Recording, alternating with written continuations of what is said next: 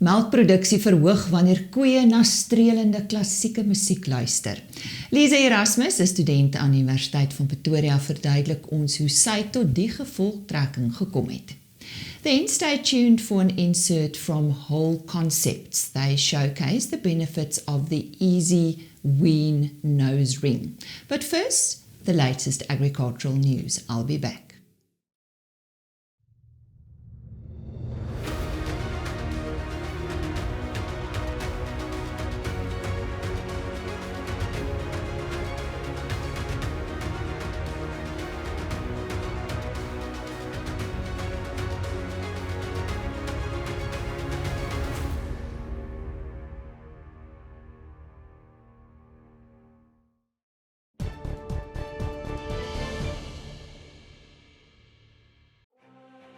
Elanco, we are driven by our vision of food and companionship, enriching life. And in the news, RCL Foods has announced that it will be investing 620 million rand to bring its Hammersdale production plant west of Durban back to full capacity. The Hammersdale plant was a victim of chicken dumping, mainly by the European Union in 2017, when RCL Foods halved production at the plant and retrenched some 1,200 workers. The EU was dispatching huge volumes of dumped chicken portions to South Africa. This new expansion is expected to create jobs, as the second shift at the processing facility will be reinstated. Lucas Lessing is onlangs aangewys as Vrystaat Landbou se 27ste jongboer van die jaar. Lucas boer al 10 jaar in die Markwart omgewing. Hy is tans die algemene bestuurder van die familieboerdery en bedryf hoofsaaklik die saaiboerdery. Sy vrou Marney is vir die kleiner veevertakking verantwoordelik. Die ander jong boere teen wie Lessing meegeding het, was Henny Geldenhuys van Excelsior en Hansie Müller van Viljoenskroon. En die wolmark het goed vertoon gedurende van dese week se veiling. Hier is Heinrich Victor van OVK. Hartlike goeiemôre weer eens uit die wolkantoor. Nou na 'n reses van so plus minus 'n week, het die wolseisoen weer hervat en op die 28ste wolveiling van die seisoen, wat op 19 April plaasgevind het, het die Cape Wools Merino aanwyser met 1,9% vir nie gesertifiseerde wol en met 2,6% vir gesertifiseerde wol gestyg teenoor die vorige veiling en teen 'n skoonprys van R170,23 per kilogram en R184,55 per kilogram onderskeidelik gesluit. Ten spyte van 'n swakker Australiese mark op hierdie veilingsweek, het die Suid-Afrikaanse mark egter steeds goed presteer, te danke aan 'n swakker rand nou weer, wat ondervind is tydens die veiling. 52% van die merino aanbieding het bestaan uit volhoubaar gesertifiseerde wol, wat gesorg het vir wesenlike premies, terwyl 58% van die aanbieding bestaan het uit fyner mikronwol, maar die grootste hoeveelheid was in die medium tot korter segment. En dit is dan Heinrich Victor van OVK met ons wolnuus. Dis dan ook vandag se nuus.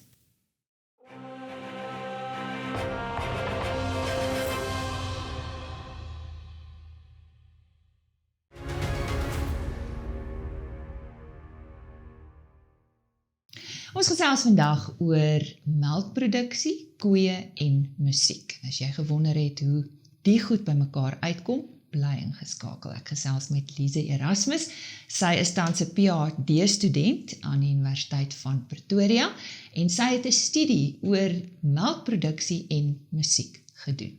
Lise, welkom. Baie dankie, dis lekker om hier te wees. Daar sy.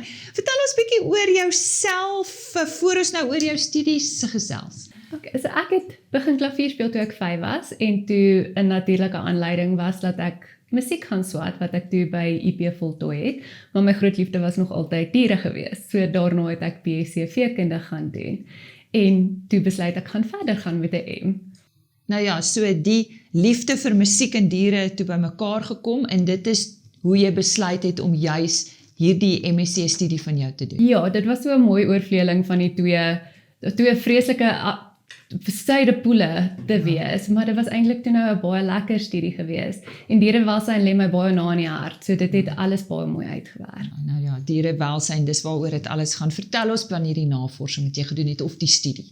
So wat ons gedoen het is ons het 3 groepe koeie gehad en ons het 3 blokke gehad.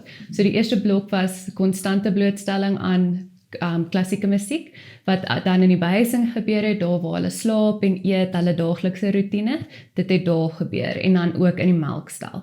Dan was blok B, die beperkte blootstelling aan klassieke musiek, en dit het net in die melkstal gebeur. En dan blok C was geen blootstelling, dit het half gefunksioneer as die kontrolegroep, en daar het hulle dan geen blootstelling gehad nie, so hulle was verwyder van die musiek af gewees. En elke groep koeie is aan elke blok blootgestel. En dit het vir 'n tydperk van 28 dae geloop voordat hulle oorgeskuif is na die volgende blok toe. En in hierdie tydperk het ons dan nou hulle melkproduksie dopgehou en ons het mismonsters gevat om hulle kortisolvlakke, wat die stresshormoon is, te meet. En die musiek, wat se musiek was dit? So ons het ek noem dit die keuringsproses.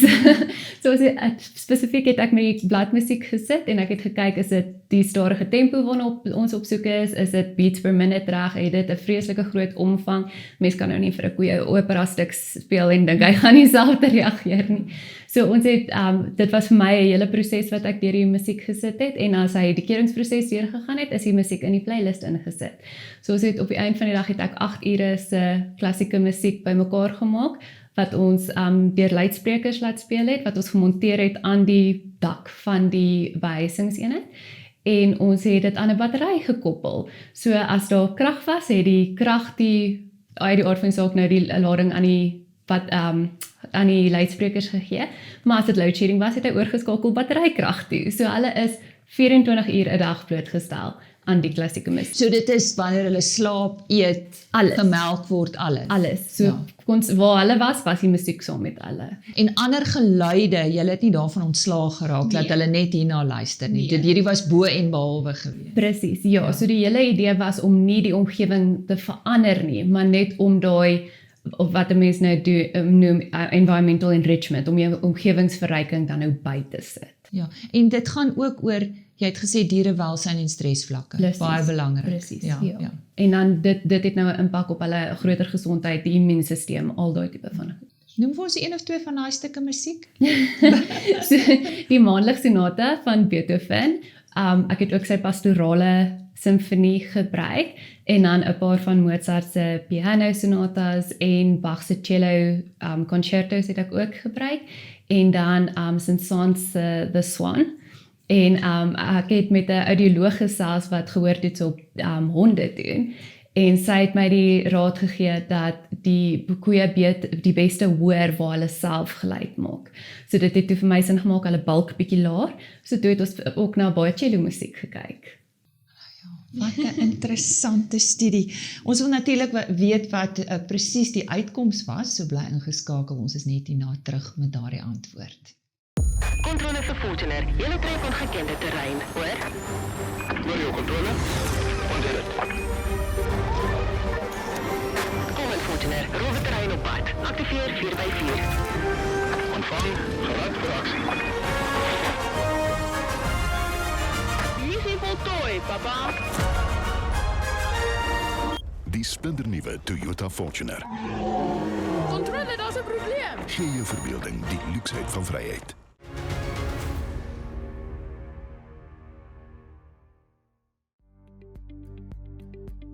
Goeiedag, beesvleispryse het in week 15 van die jaar redelik sywaarts beweeg met 'n effense verswakking in die A2 en die C2 karkasprys.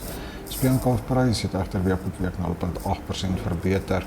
Skaap A2 lamkarkasse het met 1.5% in prys gestyg week op week, terwyl die C2 karkasprys met 2% gedaal het en die speenlamprys 1% toegeneem het. Varkvleispryse het egter ook redelik konstant gebly. Afgelope week se wolveiling het die prys van skoon gesertifiseerde wol met 2.6% gestyg. Die grane aanbetref het die geelmielie-prys redelik veld verloor die afgelope week, 6.2% af op die naaste maandprys. Koring se prys het met 0.8% gestyg, terwyl sojabone 'n kwaaipakslag gekry het, 'n 8.2% daling in prys. Sonneblom 3% goedkoper maar luister wys 'n prys wat steeds styg en 3,6% hoër is as die vorige week. Die rand het dan die afgelope week bietjie beter gevaar teen die vernaamste geldeenhede en 0,3% sterker teenoor die dollar en 0,8% sterker teenoor die euro.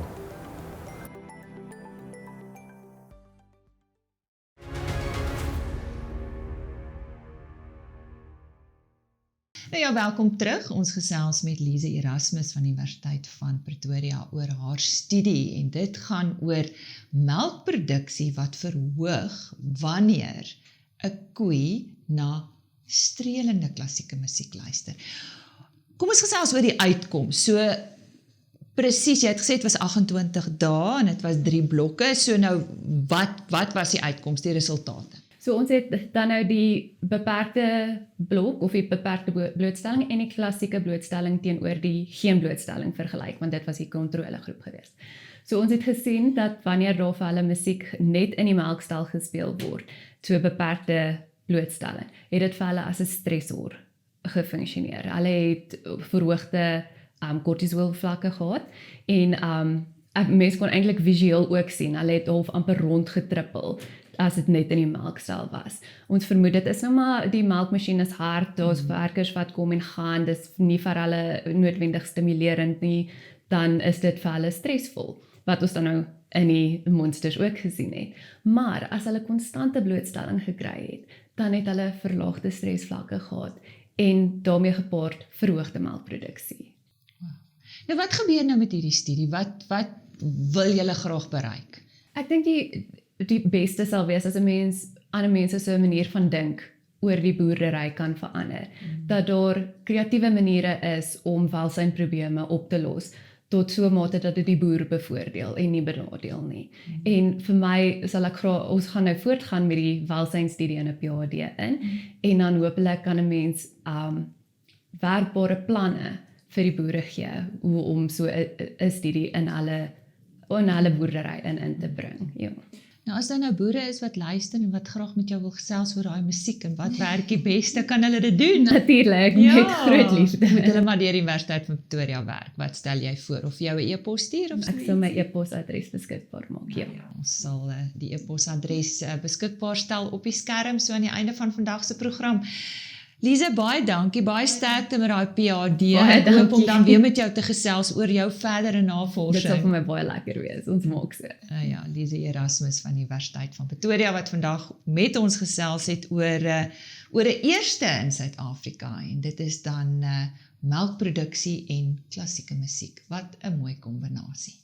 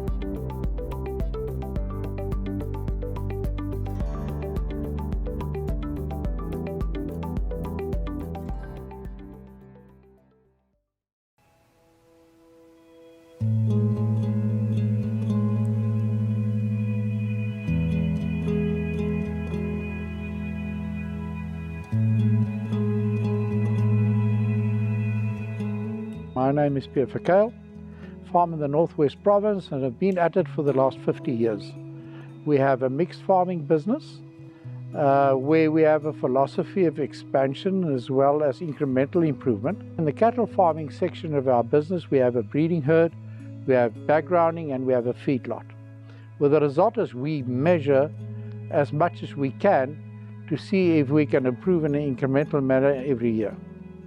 Now, the traditional way of weaning involves that you take the calves away from the cows. Being farmers, the well-being of our animals as well as the economic side of beef production is very important. If you want animals to produce to their genetic potential, you've got to have happy animals too.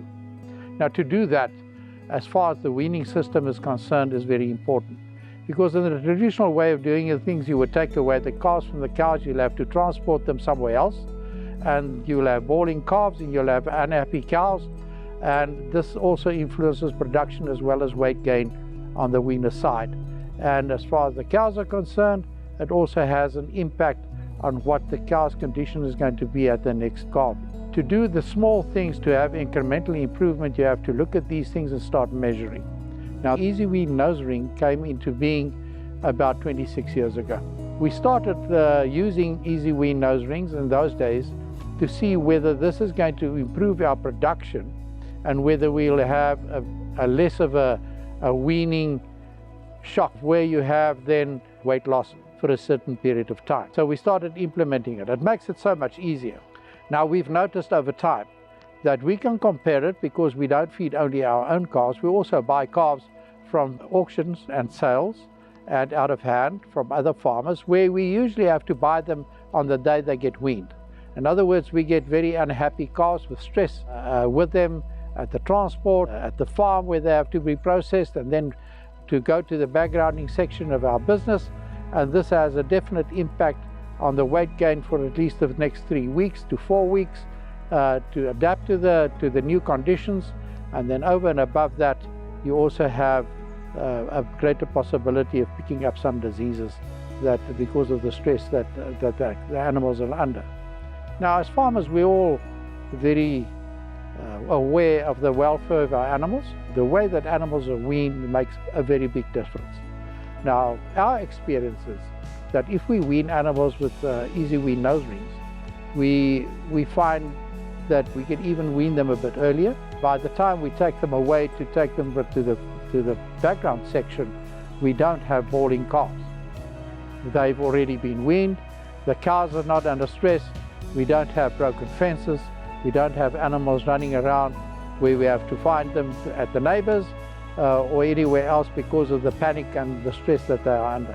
So from an economic point of view, it's really a plus. It's a big plus.